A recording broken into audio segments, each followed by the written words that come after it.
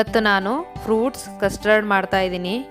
ಬೇಸಿಗೆ ಸಮಯದಲ್ಲಿ ಈ ಥರ ಫ್ರೂಟ್ಸ್ ಕಸ್ಟರ್ಡ್ ಮಾಡಿ ಫ್ರಿಜ್ಜಲ್ಲಿ ಇಟ್ಕೊಂಡ್ರೆ ಬಿಸಿಲಿನ ತಾಪಕ್ಕೆ ಇದನ್ನು ಸವಿಬೋದು. ಮತ್ತು ಫ್ರೂಟ್ ಸಲಾಡನ್ನು ಸಾಮಾನ್ಯವಾಗಿ ಎಲ್ಲರೂ ತಿಂದಿರ್ತಾರೆ. ಈ ಫ್ರೂಟ್ ಕಸ್ಟರ್ಡಲ್ಲಿ ಎಲ್ಲ ಥರದ ಹಣ್ಣುಗಳು ಹಾಲು ಬಳಸಿರೋದ್ರಿಂದ ಆರೋಗ್ಯವೂ ಉತ್ತಮವಾಗಿರುತ್ತೆ.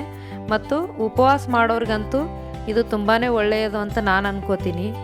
ಇದರಲ್ಲಿ ಡ್ರೈ ಫ್ರೂಟ್ಸ್ ಕೂಡ ಬಳಸಿ ಮಾಡ್ಬೋದು ನಾವು. ಈ ಫ್ರೂಟ್ ಕಸ್ಟರ್ಡ್ ಹೇಗೆ ಮಾಡೋದೆಂದು ಮಾಡಿ ತೋರಿಸ್ತೇನೆ. ಅದಕ್ಕೂ ಮೊದಲು ನಮಸ್ಕಾರ, ಪಾಕಶಾಸ್ತ್ರ ಚಾನಲ್ಗೆ ಸ್ವಾಗತ.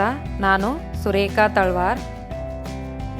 ನಮ್ಮ ಚಾನಲ್ಗೆ ಸಬ್ಸ್ಕ್ರೈಬ್ ಮಾಡಿಲ್ಲ ಅಂದರೆ ದಯವಿಟ್ಟು ಸಬ್ಸ್ಕ್ರೈಬ್ ಮಾಡಿ, ಪಕ್ಕದಲ್ಲಿರೋ ಬೆಲ್ಲೈಕನ್ ಪ್ರೆಸ್ ಮಾಡಿ. ಬೆಲ್ಲೈಕನ್ ಪ್ರೆಸ್ ಮಾಡೋದ್ರಿಂದ ನಾನು ಮಾಡಿರೋ ಅಡುಗೆಗಳ ನೋಟಿಫಿಕೇಷನ್ ನಿಮಗೆ ಬರುತ್ತೆ. ಮತ್ತು ಕಮೆಂಟ್ ಕೂಡ ಮಾಡಿ. ಫ್ರೂಟ್ಸ್ ಕಸ್ಟರ್ಡ್ ಮಾಡುವ ವಿಧಾನ ನೋಡ್ಕೊಳ್ಳೋಣ. ನಾನು ಮೊದಲಿಗೆ ಅರ್ಧ ಲೀಟ್ರ್ ಹಾಲನ್ನ ನಾನು ಚೆನ್ನಾಗಿ ಕುದಿಸ್ಕೊತಾ ಇದ್ದೀನಿ. ಅರ್ಧ ಲೀಟ್ರ್ ಹಾಲು ತೊಗೊಂಡಿದ್ದೀನಿ ನಾನು.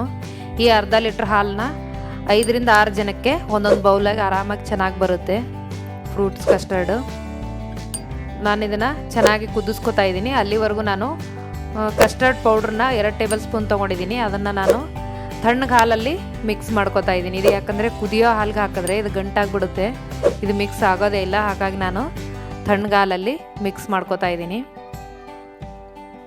ಹಾಫ್ ಲೀಟ್ರಿಗೆ 2 ಟೇಬಲ್ ಸ್ಪೂನಷ್ಟು ಕಸ್ಟರ್ಡ್ ಪೌಡ್ರು ಸಾಕಾಗುತ್ತೆ. ತೀರಾ ಜಾಸ್ತಿ ತೊಗೊಂಡ್ರು ಗಟ್ಟಿ ಆಗುತ್ತೆ, ಕಡಿಮೆ ತೊಗೊಂಡ್ರು ತಿಳುವಾಗುತ್ತೆ. ತಿಳುವು ಇಷ್ಟಪಡೋರು ಬೇಕಿದ್ರೆ 1.5 ಟೇಬಲ್ ಸ್ಪೂನ್ ತೊಗೋಬೋದು.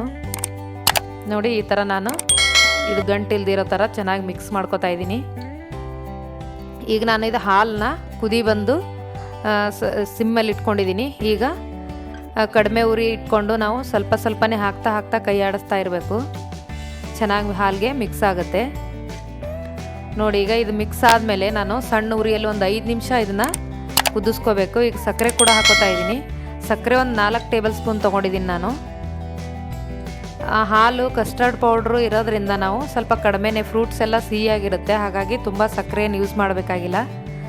ನಾನು ಅರ್ಧ ಲೀಟ್ರ್ ಹಾಲಿಗೆ ನಾನೊಂದು 4 ಟೇಬಲ್ ಸ್ಪೂನಷ್ಟು ಸಕ್ಕರೆ ತೊಗೊಂಡಿದ್ದೀನಿ.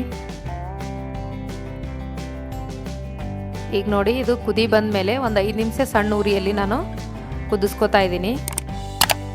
ಈಗ ಕಂಪ್ಲೀಟಾಗಿ ನಾನು ಸ್ಟವ್ ಆಫ್ ಮಾಡ್ತಾ ಇದ್ದೀನಿ. ಈಗ ಏಲಕ್ಕಿ ಹಾಕೋತಾ ಇದ್ದೀನಿ. ಒಂದು 4 ಏಲಕ್ಕಿನ ನಾನು ಜಜ್ಜಿಟ್ಕೊಂಡಿದ್ದೀನಿ, ಅದನ್ನು ಹಾಕ್ತಾ ಇದ್ದೀನಿ. ಇದು ಪೂರ್ತಿ ತಣ್ಣಗಾಗಬೇಕು. ತಣ್ಣಗಾದ್ಮೇಲೆ ನಾನು ಫ್ರೂಟ್ಸ್ಗೆ ಇದನ್ನು ಮಿಕ್ಸ್ ಮಾಡ್ಕೋಬೇಕು. ಇದು ಬಿಸಿ ಹಾಲಿಗೆ ಫ್ರೂಟ್ಸ್ ಹಾಕಿದ್ರೆ ಚೆನ್ನಾಗಿರೋದಿಲ್ಲ. ಈಗ ನಾನು ಫ್ರೂಟ್ಸ್ನ ಹಾಕೋತಾ ಇದ್ದೀನಿ. ಒಂದು ಆ್ಯಪಲ್ನ ಸಣ್ಣದಾಗಿ ಕಟ್ ಮಾಡಿ ಇಟ್ಕೊಂಡಿದ್ದೀನಿ. ಒಂದು ದಾಳಿಂಬೆ ಹಣ್ಣಿನ ಬೀಜನ ತೊಗೊಂಡಿದ್ದೀನಿ, ಒಂದು ದಾಳಿಂಬೆ ತೊಗೊಂಡಿದ್ದೀನಿ. ಇದಕ್ಕೆ ನಾನು ಒಂದು 4 ಏಲಕ್ಕಿ ಬಾಳೆಹಣ್ಣು ತೊಗೊಂಡಿದ್ದೀನಿ. ಬೇರೆ ಬೇರೆ ಫ್ರೂಟ್ಸ್ ಕೂಡ ನಾವು ಯೂಸ್ ಮಾಡ್ಕೋಬೋದು. ಈಗ ಇದು ತಣ್ಣಗಾಗಿದೆ. ಕಸ್ಟರ್ಡ್ ಮಿಲ್ಕ್ ಹಾಕ್ತಾಯಿದ್ದೀನಿ ಇದಕ್ಕೆ. ಈ ನೀರಿನಂಶ ಇರೋ ಹಣ್ಣು ಬಿಟ್ಟರೆ ಬೇರೆ ಯಾವ ಥರದ ಹಣ್ಣು ಬೇಕಾದರೂ ಹಾಕ್ಕೋಬೋದು ನಾವು. ಪಪ್ಪಾಯ ಹಾಕ್ಕೋಬೋದು, ಆಮೇಲೆ ಈ ಥರ ಬೇರೆ ಬೇರೆ ಹಣ್ಣುಗಳು, ಕಿವಿ ಫ್ರೂಟು, ಆ ಥರದ್ದೆಲ್ಲನೂ ನಾವು ಇದಕ್ಕೆ ಫ್ರೂಟ್ ಕಸ್ಟರ್ಡ್ಗೆ ಹಾಕ್ಕೋಬೋದು. ಗ್ರೇಪ್ಸ್ ಹಾಕ್ಕೋಬೇಕು. ಗ್ರೇಪ್ಸ್ ಹಾಕ್ಕೊಂಡ್ರೆ ತುಂಬಾ ಚೆನ್ನಾಗಿರುತ್ತೆ. ಸ್ವಲ್ಪ ಡೆಕೋರೇಷನ್ಗೆ ನಾನು ಡ್ರೈ ಫ್ರೂಟ್ಸ್ ಯೂಸ್ ಮಾಡ್ತಾಯಿದ್ದೀನಿ. ನೋಡಿ, ತುಂಬಾ ಟೇಸ್ಟ್ ಚೆನ್ನಾಗಿರುತ್ತೆ. ಈ ಟೇಸ್ಟಿಯಾಗಿರೋ ಫ್ರೂಟ್ಸ್ ಕಸ್ಟರ್ಡ್ ನೀವು ಕೂಡ ಟ್ರೈ ಮಾಡಿ ನೋಡಿ. ತುಂಬಾ ಚೆನ್ನಾಗಿರುತ್ತೆ. ಮಾಡೋ ವಿಧಾನ ಕೂಡ ನೋಡಿದ್ರಲ್ಲ, ತುಂಬಾ ಈಸಿ ಇದೆ. ಫ್ರೂಟ್ಸ್ ಕಸ್ಟರ್ಡ್ ಮಾಡಲು ಬೇಕಾಗುವ ಸಾಮಗ್ರಿಗಳನ್ನ ಹೇಳ್ತಾ ಇದ್ದೀನಿ. ಹಾಫ್ ಲೀಟ್ರ್ ಹಾಲು ತೊಗೊಂಡಿದ್ದೀನಿ ನಾನು. 4 ಟೇಬಲ್ ಸ್ಪೂನಷ್ಟು ಸಕ್ಕರೆ ತೊಗೊಂಡಿದ್ದೀನಿ. ಒಂದು ಆ್ಯಪಲ್ ತೊಗೊಂಡಿದ್ದೀನಿ. 2 ಟೇಬಲ್ ಸ್ಪೂನಷ್ಟು ಕಸ್ಟರ್ಡ್ ಪೌಡ್ರ್ ತೊಗೊಂಡಿದ್ದೀನಿ. ಒಂದು 4 ಏಲಕ್ಕಿನ ಕುಟ್ಟಿಟ್ಕೊಂಡಿದ್ದೀನಿ. ಒಂದು ದಪ್ಪ ದಾಳಿಂಬೆ ಹಣ್ಣನ್ನ ಬೀಜ ತೆಗೆದಿಟ್ಕೊಂಡಿದ್ದೀನಿ. ಒಂದು 4 ಏಲಕ್ಕಿ ಬಾಳೆಹಣ್ಣು ತೊಗೊಂಡಿದ್ದೀನಿ. ಡೆಕೋರೇಷನ್ಗೆ ನಾನು ಸ್ವಲ್ಪ ಪಿಸ್ತಾ, ಸ್ವಲ್ಪ ಗೋಡಂಬಿ ತೊಗೊಂಡಿದ್ದೀನಿ. ನನ್ನ ಅಡುಗೆ ನಿಮಗೆ ಇಷ್ಟವಾದರೆ ಲೈಕ್ ಮಾಡಿ, ಶೇರ್ ಮಾಡಿ, ಸಬ್ಸ್ಕ್ರೈಬ್ ಮಾಡಿ, ಪಕ್ಕದಲ್ಲಿರೋ ಬೆಲ್ ಐಕನ್ ಪ್ರೆಸ್ ಮಾಡಿ. ಧನ್ಯವಾದಗಳು.